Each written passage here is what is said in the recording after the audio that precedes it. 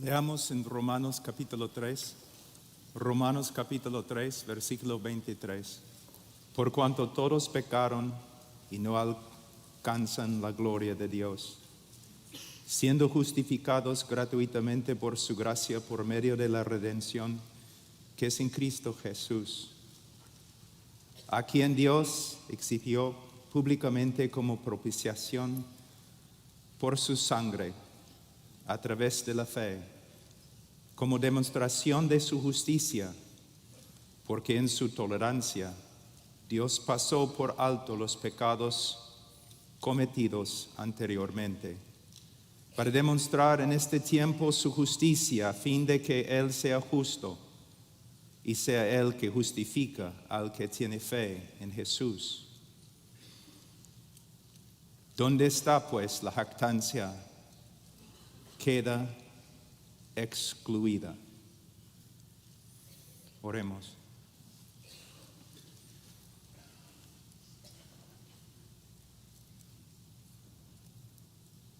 Padre, te damos gracias por este privilegio de estar en este lugar, el privilegio de predicar de tu palabra, el privilegio de predicar acerca de tu Hijo.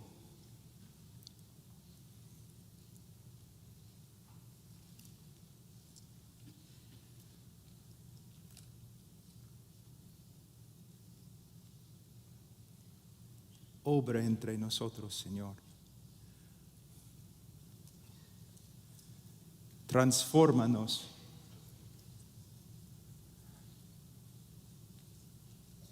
A través de un mejor entendimiento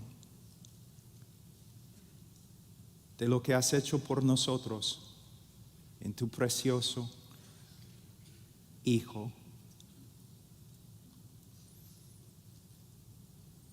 Que Él tenga preeminencia en nuestra mente, en nuestro corazón. Que vivamos, Señor, para su gloria, para su honor. Que lleguemos, Señor, a ser capaces de proclamar el Evangelio a toda criatura.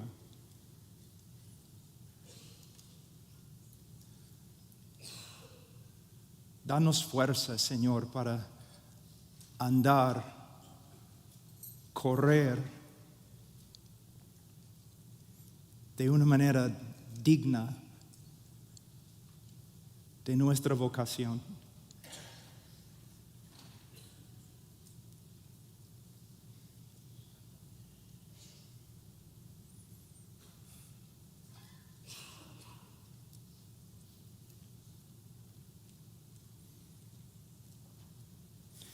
Ilumínanos, Señor, por el Espíritu Santo. Con conocimiento, sí, pero más que conocimiento. Corazones transformados. Y por consiguiente, el Señor, obras transformadas. Haz, Señor, lo que ningún predicador puede hacer. Somos, Señor, tan débiles, pero tú, fuerte.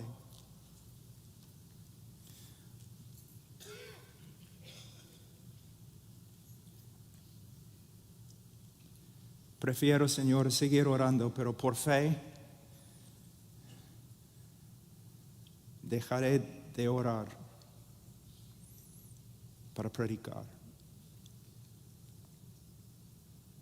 En el nombre de tu Hijo. Amén.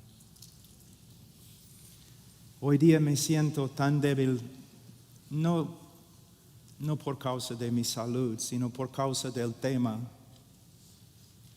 la justificación del pecador y la vindicación de la persona de Dios. A través de la historia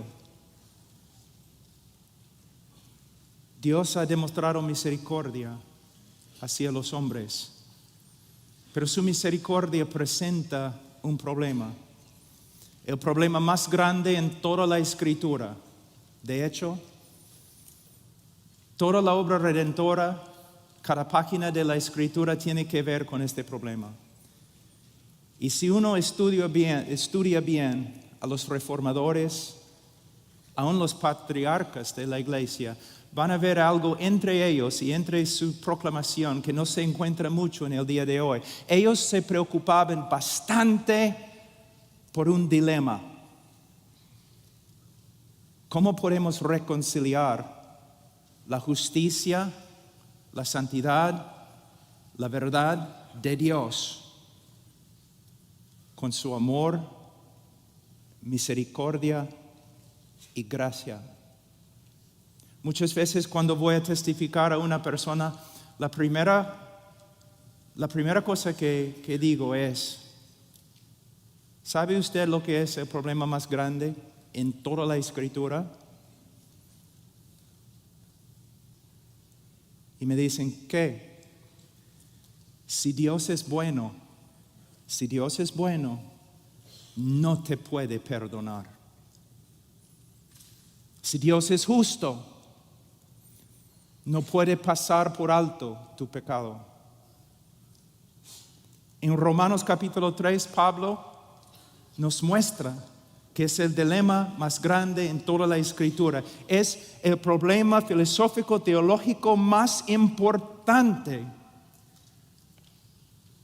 Pero en el día de hoy, los predicadores no hablan mucho de este dilema. ¿Por qué?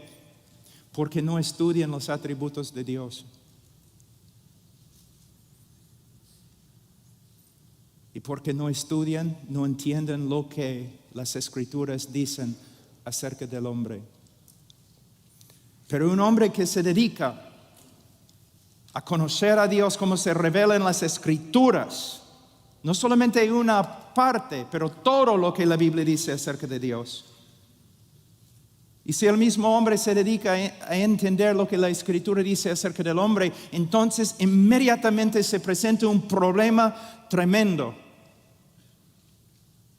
¿Cómo puede un Dios tan santo, tan justo, pasar por alto, cubrir el pecado del hombre?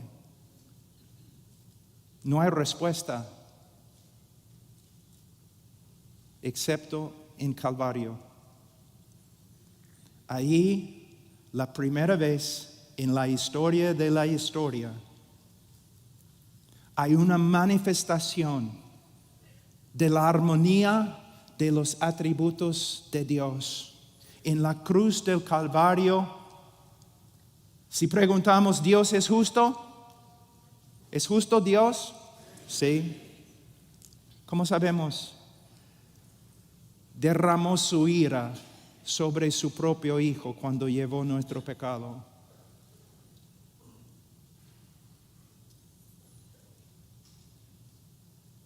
¿Dios es amor?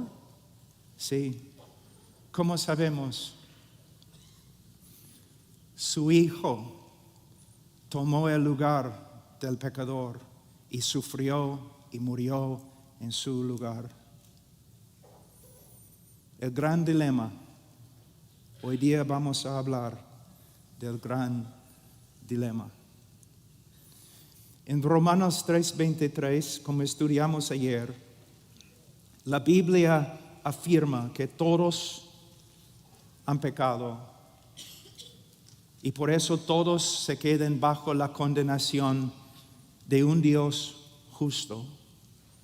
En versículo 24, Pablo cambia el tema.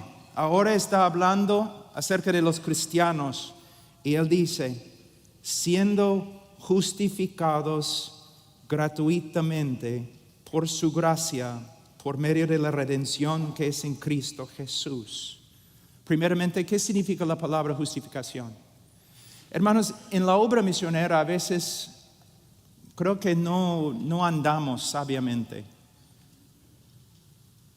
Muchas veces tratamos temas tan grandes cuando nuestros hermanos Los laicos, los creyentes, ni tienen una definición correcta de las doctrinas más importantes y más simples. Si yo voy a tu iglesia, si yo pregunto al hermano más humilde en tu iglesia, define justificación. ¿Puede definir justificación? Estos no son términos para teólogos. Son términos para cada persona que ha sido redimida por la sangre de Jesucristo. Y como pastores, como predicadores, nosotros tenemos que esforzarnos, luchar, dar nuestras vidas para explicar claramente lo que cada término significa: redención, rescate, propiciación, justificación, santificación. Tienen que saber. Una vez yo escuché de una conferencia, creo en China, donde iban a enseñar sobre la cristología de John Owen. Está bien, maravilloso. Pero ¿cómo vas a enseñar esto cuando los hermanos ni entienden la doctrina de justificación?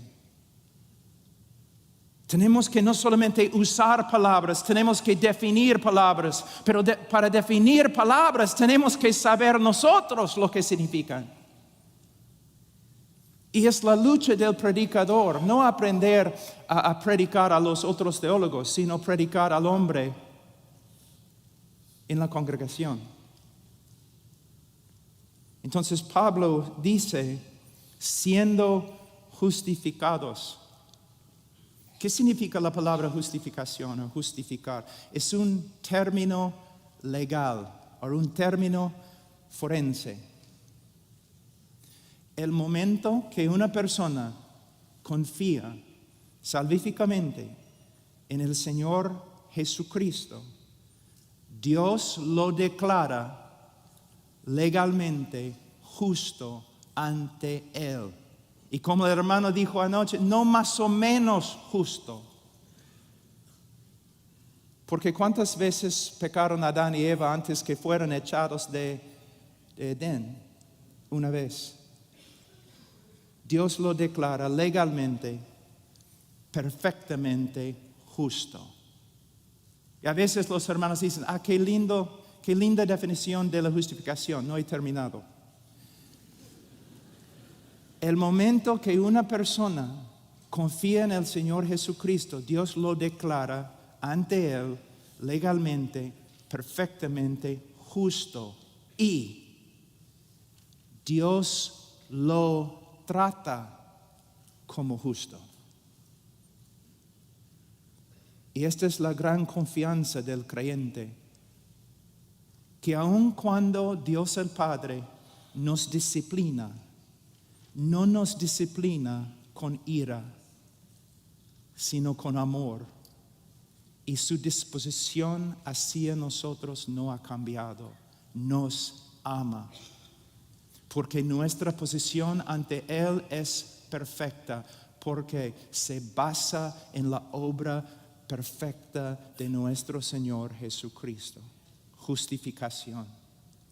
Entonces, Dios nos declara legalmente justo y nos trata como justos.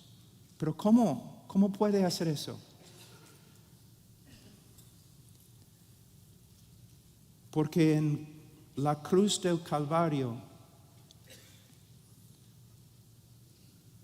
Dios imputó el pecado de su pueblo a su Hijo y lo declaró culpable y lo trató como culpable, aplastándole bajo su ira. ¿Pueden ver el intercambio?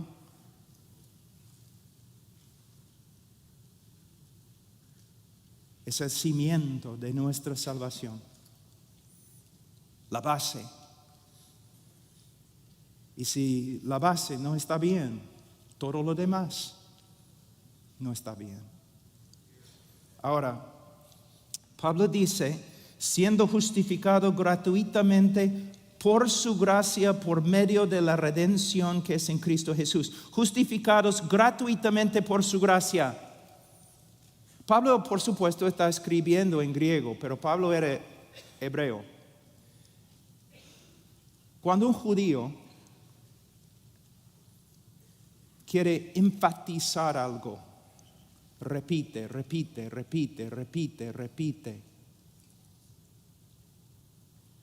Amontona un término o una frase, uno sobre la otra, para enfatizar. Pablo está diciendo, básicamente, mira lo que está diciendo, siendo justificados gratuitamente por su gracia. Es casi una repetición. Salvación es un don. No de obras. Ahora, la palabra gratuitamente se traduce de una palabra en griego, dorean, que significa sin causa. Gratuitamente, sin causa. En Juan capítulo 15, versículo 25, la misma palabra se usa. Escucha. Pero esto sucedió para cumplir la palabra que está escrita en la ley de ellos, hablando del Mesías, sin causa me aborrecieron. Cristo nunca le dio a nadie causa para aborrecerle. Nunca. Ni una razón le dio a nadie para que le aborreciere. De la misma forma, nosotros nunca hemos dado a Dios una causa para justificarnos. Solamente hemos dado a Dios una razón para condenarnos. Entonces podemos ver, la salvación es de Dios. Algo muy importante.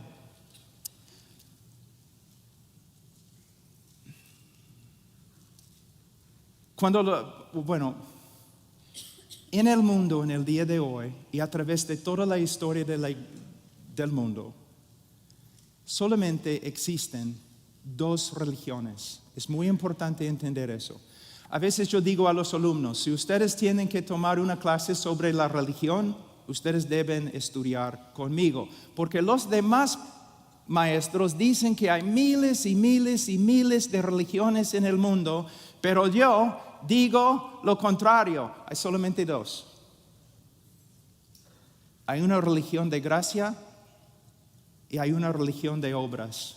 El cristianismo se encuentra en la categoría de gracia. Todas las demás religiones se encuentran, ¿dónde? En la categoría de obras. Ahora, les voy a dar un ejemplo. Vamos a decir que soy un reportero y yo tengo aquí conmigo en la plataforma un musulmán, un judío y un cristiano. Pero un cristiano verdadero.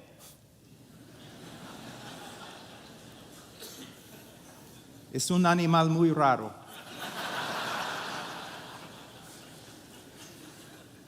Difícil de encontrar.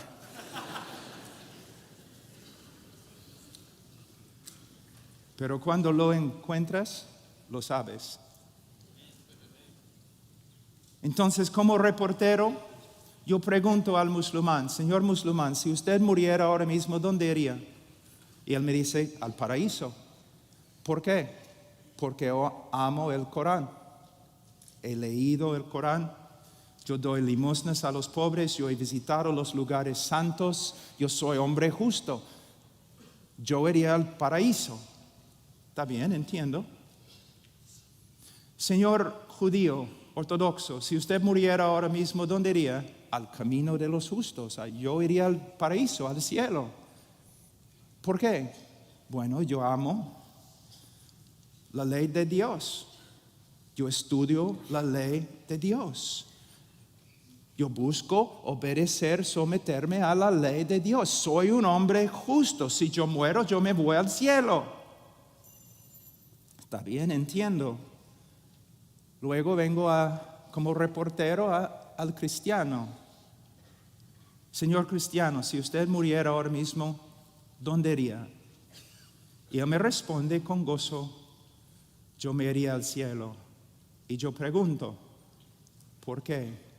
Y él me dice lo siguiente, en maldad he nacido y en pecado me concibió mi madre. Reconozco mis rebeliones y mi pecado está siempre delante de mí. Si el Señor tomara en cuenta mis pecados, no podría mantenerme en pie ante Él. Y como reportero yo digo, Señor, no entiendo. Al judío sí entiendo, él va a ir al cielo porque dice que es un hombre justo, tiene mérito. Y el musulmán también, yo lo entiendo, porque él dice que es un buen musulmán, ora, limosnas, tiene mérito, es un hombre justo. Yo entiendo los dos, pero señor cristiano, yo no le entiendo. Porque usted me está diciendo que va a ir al cielo, aunque no tenga méritos, aunque merezca lo opuesto. ¿Cómo puede ser? Y el cristiano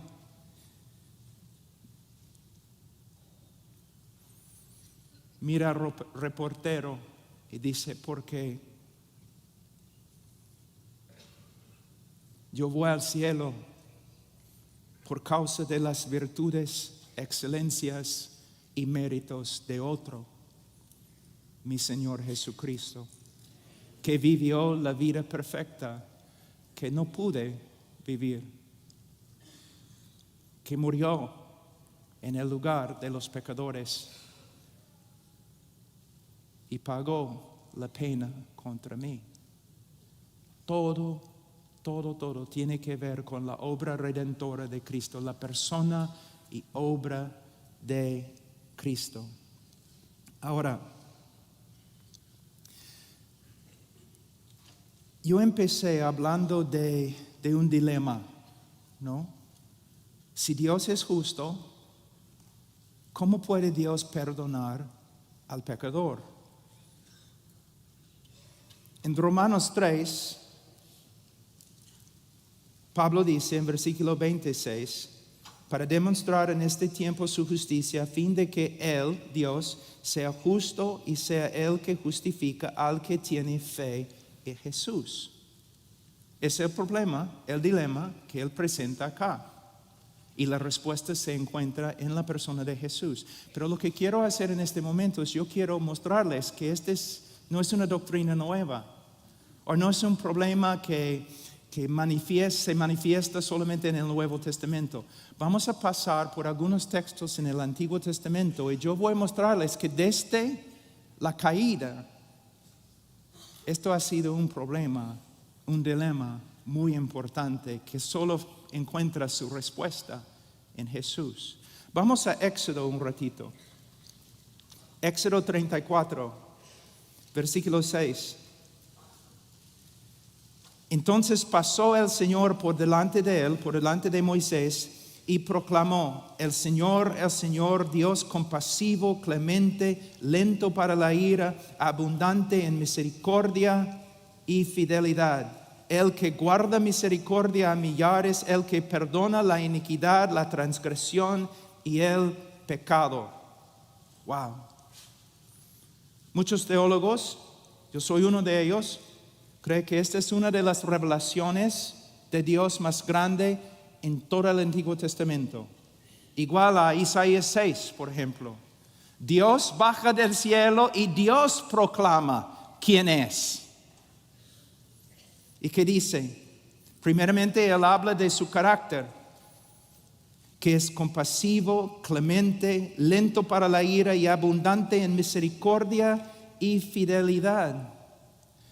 Después de hablar de su carácter, de sus atributos, Él habla de las obras que salen de sus atributos.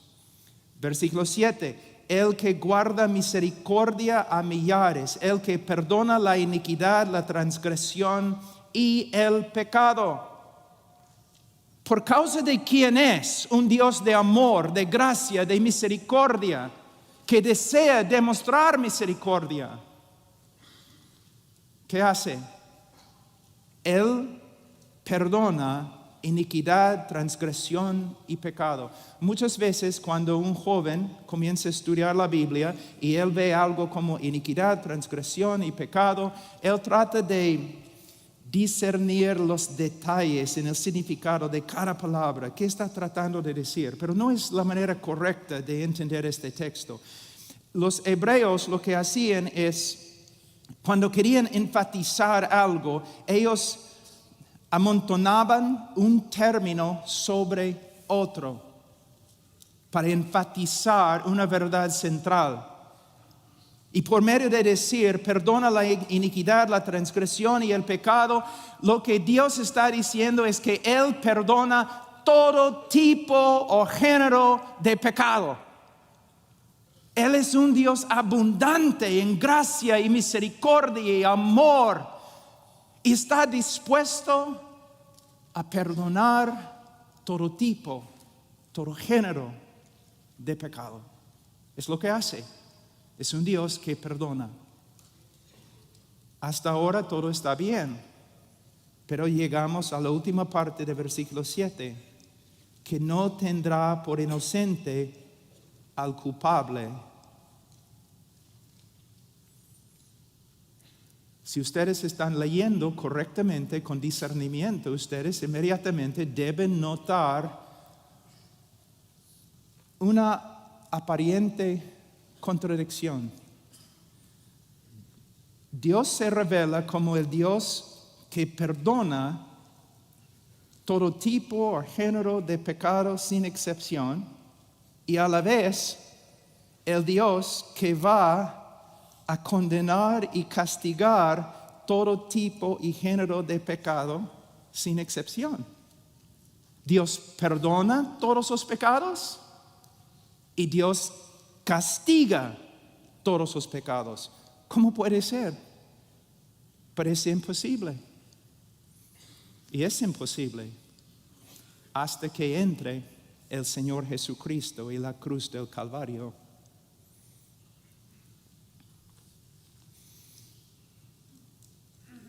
Dios va a castigar cada pecado que ha sido cometido desde la caída de Adán. No debes pensar que Dios no va a castigar tu pecado.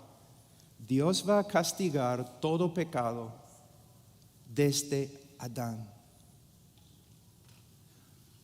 Los que creen en la obra redentora de Cristo, los que creen en la vida, la muerte y la resurrección de Cristo, Dios ha castigado cada uno de sus pecados en Calvario, cuando derramó su ira sobre su Hijo. Los que rechazan al Hijo, Dios castigará su pecado por toda la eternidad en el infierno. Entonces necesitamos entender algunas cosas muy importantes. Y tiene que ver también con el nuevo pacto, pero es otro sermón, lo que Cristo hizo en la cruz. Pero necesitamos entender algo, que Dios va a castigar tu pecado, pero lo ha hecho en Cristo. Otra verdad que muchas veces los hermanos no se dan cuenta, tan importante que es que la salvación es por obras.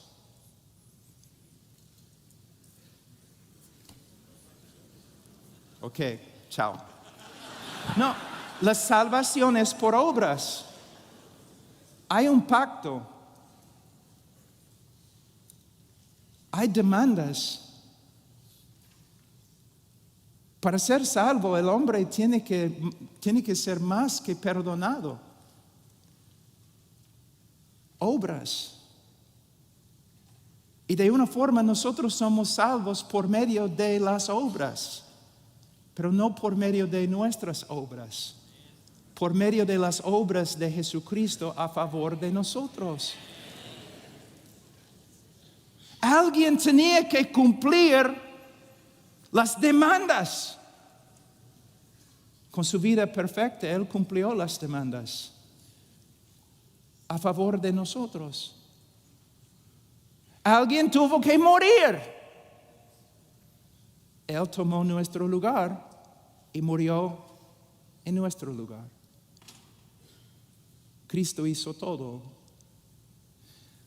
Hay una hermanita en nuestra iglesia que es una cristiana. Tiene fruto y ella camina con el Señor. Ay, ya están riéndose. Y ustedes deben venir acá y predicar en inglés.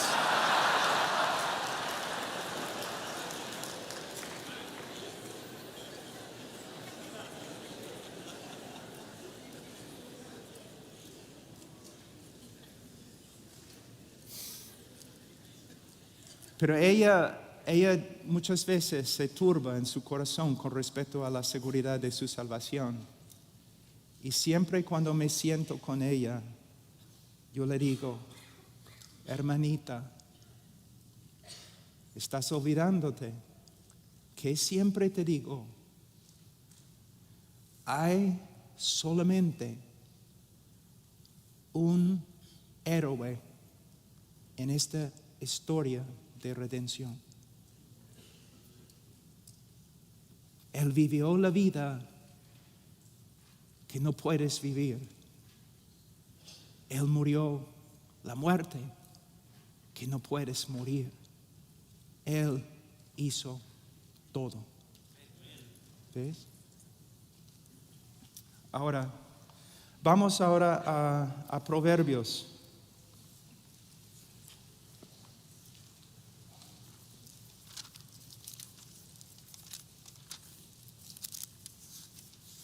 XVII.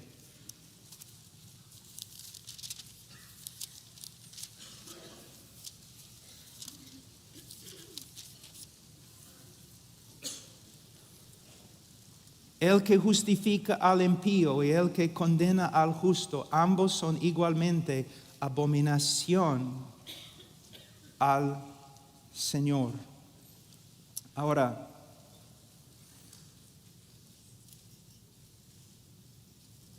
la palabra abominación, hermanos, también puede ser traducida asqueroso, repugnante, ofensivo. Y aquí el dilema es evidente. ¿Cómo puede Dios perdonar, justificar al impío sin llegar a ser abominación? ¿Cómo puede Dios justificar al impío y mantener su justicia? Les voy a dar un ejemplo. Vamos a decir que regreses a tu casa una noche y ahí en tu casa tú ves un asesino y ha matado a toda tu familia. Tiene la sangre de tus hijos en las manos. Lo tiras al suelo, lo atas, llamas a la policía lo lleva a la cárcel y después, como 2 meses después, él tiene que ir a la corte, a tribunal y pararse ante el juez. Y todo el pueblo está reunido en el salón para escuchar el veredicto. Tus amigos, tus familiares, todos están esperando ver justicia. Y el juez dice, soy un juez compasivo, misericordioso, lleno de amor, abundante en gracia. Y mira al criminal, al asesino que mató a toda tu familia y dice, te perdono.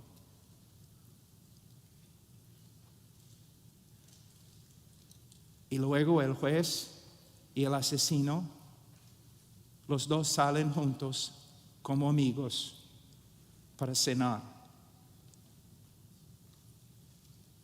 ¿Qué vas a hacer? ¿Cómo vas a responder? ¿Cómo va a responder el pueblo? Van a decir, ay, qué lindo. Tanta misericordia hemos visto hoy día. No, van a clamar, demandamos justicia. Este juez no es digno, es un criminal, peor que los criminales que él perdona, porque un juez debe hacer justicia. El hombre es una abominación. Entonces, ¿cómo puede Dios justificar al pecador sin caer bajo las mismas acusaciones? De nuevo, la respuesta se encuentra en Calvario y lo que Cristo hizo en nuestro lugar. Es como si, vamos a decir, el juez en su justicia nos mira y nos condena. En su justicia nos condena y en su amor llega a ser hombre y camina entre nosotros como el hombre perfecto. Y en la cruz toma nuestro lugar y muere bajo la ira de Dios a favor de nosotros. Solo en la cruz vemos perfectamente que Dios es compasivo, misericordioso y a la vez justo. Vamos a Salmos 32, 1 a 2. Cuán bienaventurado es aquel cuya transgresión es perdonada, cuyo pecado es cubierto. Cuán bienaventurado es el hombre a quien el Señor no culpa de iniquidad y en cuyo espíritu no hay engaño. ¿Ustedes pueden ver lo que David está diciendo en este momento? En los Estados Unidos, en inglés, nosotros tenemos una frase que no se traduce bien, pero decimos cuando un juez es muy corrupto, nosotros decimos que él barra la tierra o esconde la tierra, la contaminación bajo la alfombra. David está diciendo básicamente lo mismo. Dios cubre mi pecado.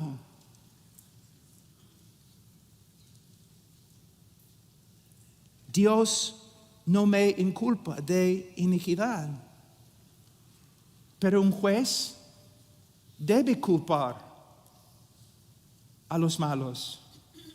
Un juez debe no esconder el crimen. El juez tiene que, si es justo, tiene que exponer, manifestar el crimen.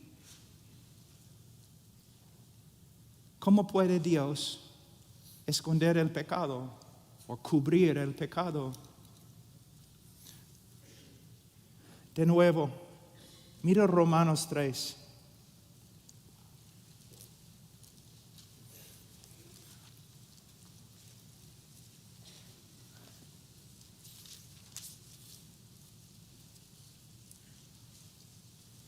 Versículo 25, hablando de Jesucristo, a quien Dios exhibió públicamente.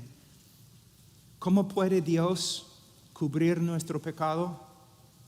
Porque Él imputó nuestro pecado a su Hijo y lo exhibió públicamente en el centro religioso del universo.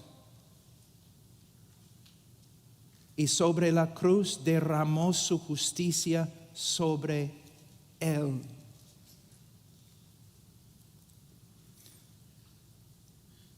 Tengo escrito acá, los que creen en Él ahora se regocijan que sus pecados han sido cubiertos para siempre, pero los que no creen en Él se avergonzarán en el día del juicio, porque sus pecados serán expuestos ante todos y para siempre. Lo que necesitamos ver es que nuestros pecados fueran expuestos y toda la vergüenza con ellos, pero expuestos en Calvario cuando Cristo sufrió en nuestro lugar. Ahora vamos a Miqueas, capítulo 7. Miqueas, capítulo 7, versículo 18.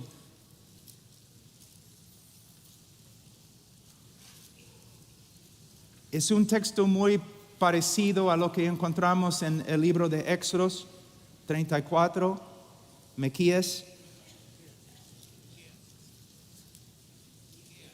Miquea. Uno de los profetas menores que no puedes encontrar en tu Biblia. Ya.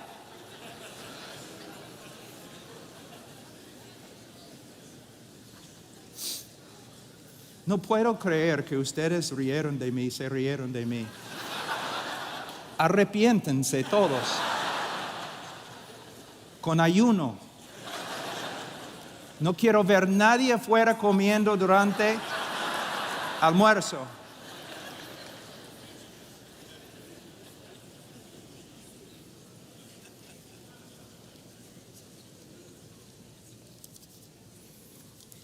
No es mi problema si no pueden pronunciar el nombre de Miqueas. Versículo 18, ¿qué Dios hay como tú que perdona la iniquidad y pasa por alto la rebeldía del remanente de su heredad?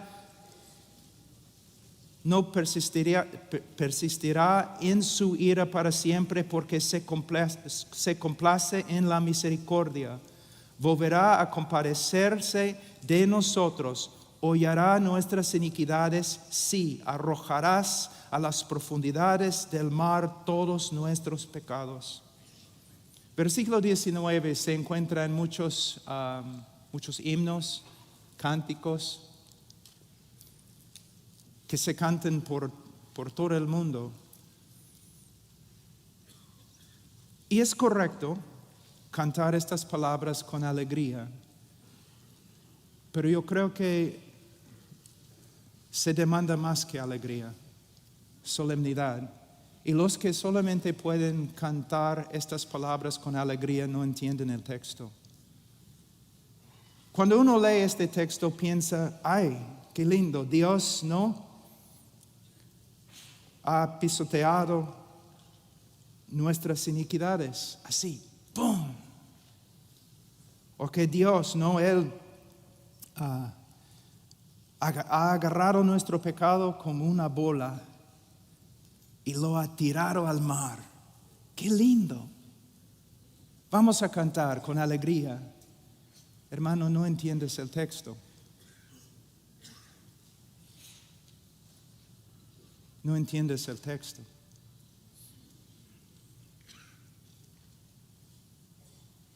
Dios agarró nuestro pecado y imputó nuestro pecado a su Hijo y pisoteó su Hijo bajo su ira. Dios tomó nuestro pecado como una bola, los imputó su Hijo, agarró a su Hijo y lo tiró al mar de su ira. Si tu labio no está temblando cuando cantas este texto, tú no entiendes este texto. Jonás era culpable y se tiró al mar para salvar al bote y los inocentes que estaban dentro.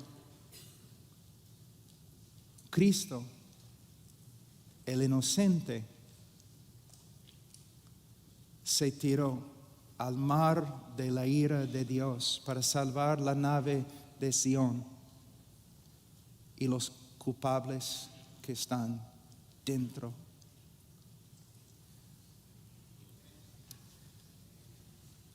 Cuando yo tenía como 27 años, algunos profesores, 24 años, algunos profesores me preguntaron, Pablo, ¿quieres estudiar tu PhD? Sí. ¿Qué quieres estudiar? ¿El Evangelio? No, ya hemos estudiado esto. Entonces no voy a estudiar mi PhD, porque quiero dedicar mi vida a estudiar una sola cosa. No soy un hombre inteligente. Vengo del campo, de una hacienda pequeña. No soy súper inteligente, no soy académico, no puedo estudiar todo en la Biblia. Entonces voy a dedicarme a estudiar una sola cosa: el Evangelio. ¿Qué hizo mi Señor por mí? Ahora,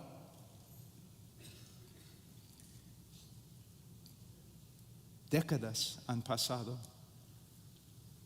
Muchas veces 3, 4, 5, 7, 8, 16 horas al día. Dios sabe que no estoy mintiendo.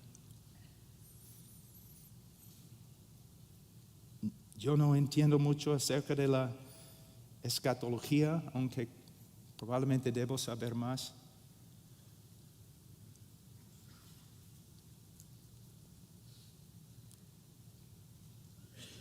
Pero el Evangelio, estudio el Evangelio, y después de más que 30 años estudiando el Evangelio, ni he subido los cerros más pequeños. Algunos pastores piensan, ya entiendo el Evangelio. No entiendes el Evangelio. Mira, vamos a estar en el cielo una eternidad, y después de miles de eternidades todavía no vas a comprender todo lo que se encuentra en la obra de Cristo o la persona de Cristo. Cuando vemos lo que Él hizo en la cruz, cuando crecemos en nuestro conocimiento de verdad, la transacción, lo que sucedió ahí cuando murió, es absolutamente increíble. Varios, aún jóvenes, vienen a mí y dicen que faltan motivación y no saben dónde sacar la energía y la fuerza para seguir adelante. Es porque no están estudiando lo que deben estudiar.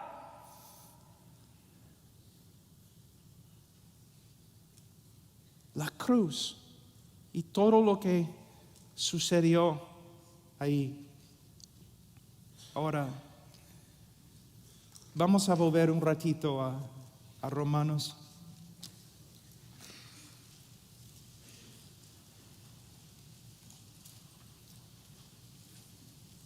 Hay 2 palabras que vamos a ver brevemente.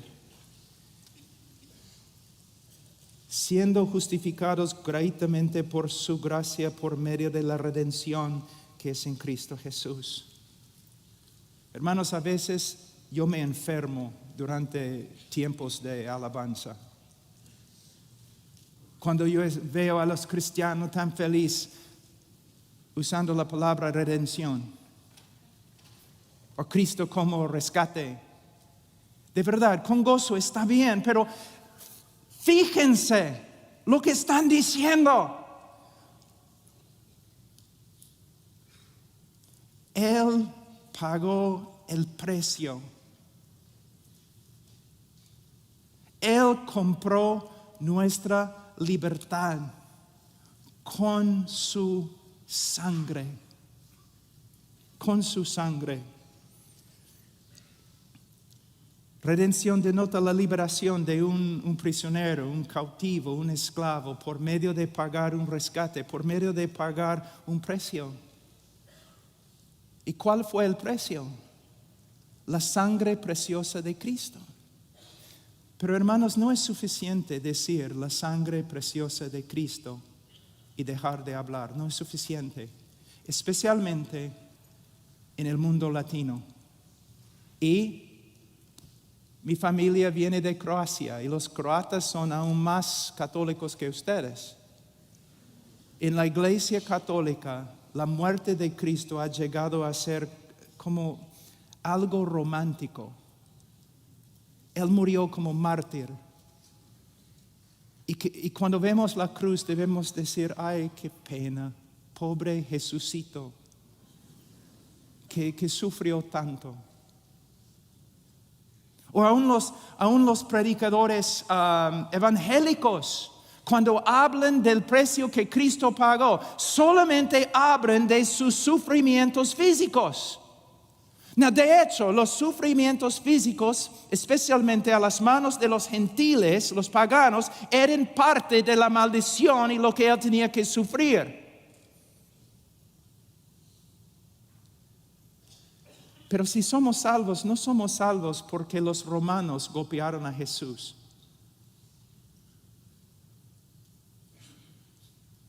No somos salvos simplemente porque sufrió físicamente. Ustedes recuerdan cuando Jesús estuvo en Getsemaní, que dijo que esta copa, Señor, no esta copa, no. En este momento, porque Jesús era Dios, pero a la vez era hombre y creció en conocimiento. En este momento, Jesús le fue revelado exactamente, perfectamente, lo que iba a tener que sufrir para nuestra redención. Y le chocó como una camioneta. ¡Pum! No. Sí. No mi voluntad, la tuya. Angustiado, orando, sudando. Y muchos predicadores evangélicos dicen, mira, él sabía los sufrimientos, los clavos, la cruz, los golpes, lo que los romanos iban a hacer a él. Y por eso está allí en Getsemaní, temblando. No. ¿Cómo puede ser que cuando nosotros leemos los libros de la historia de los mártires, ¿no? Muchos de los mártires fueron crucificados, al revés, algunos después de crucificarlos, ¿no? Prendidos para que mueran así con fuego. Pero en las historias leemos que ellos fueron a la cruz cantando, como hombres, con coraje, hasta con gozo. Pero el capitán de su salvación está allí en un huerto, con angustia, diciendo no. Hermanos, es cierto, los sufrimientos físicos de Cristo eran indecibles. Yo no creo que ningún hombre haya sufrido como él sufrió físicamente. La vergüenza,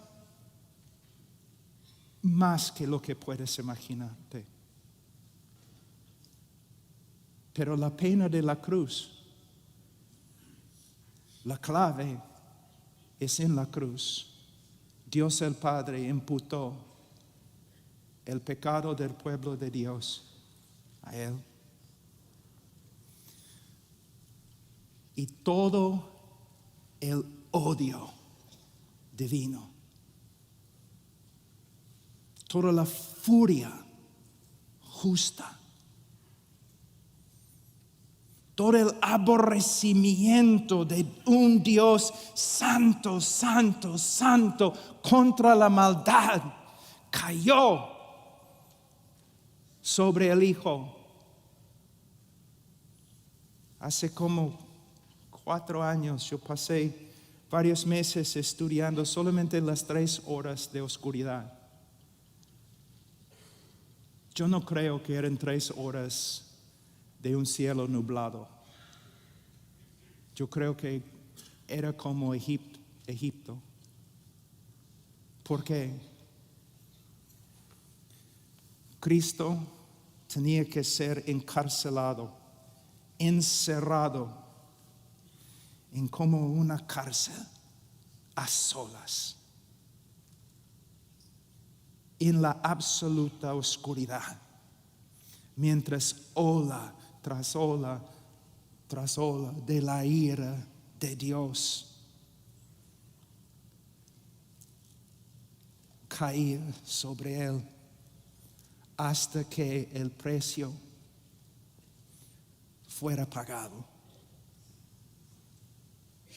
Y él gritó, consumada es.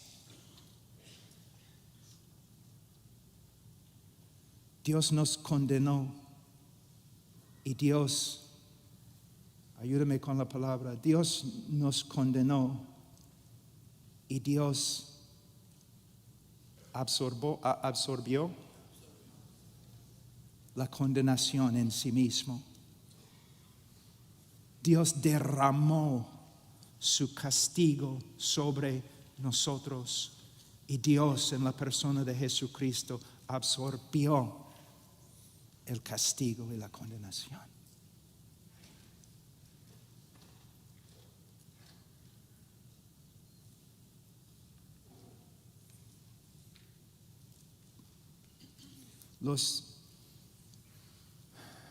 De nuevo, quizás van a tener que ayudarme. Los chinos tienen un dicho que un hombre no ha perdido su vida, que pasa cada hora de su vida solamente contemplando la belleza de una flor. Yo les digo, un cristiano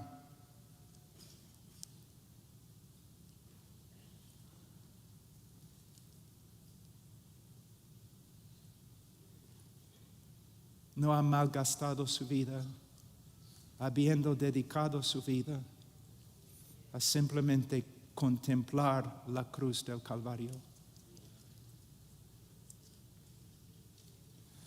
¿Por qué algunos hermanos y hermanas en la historia de la iglesia son tan excepcionales?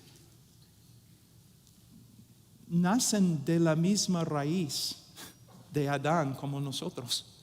Entonces, ¿cómo es que llegan a ser tan diferentes? ¿Son mejores? No.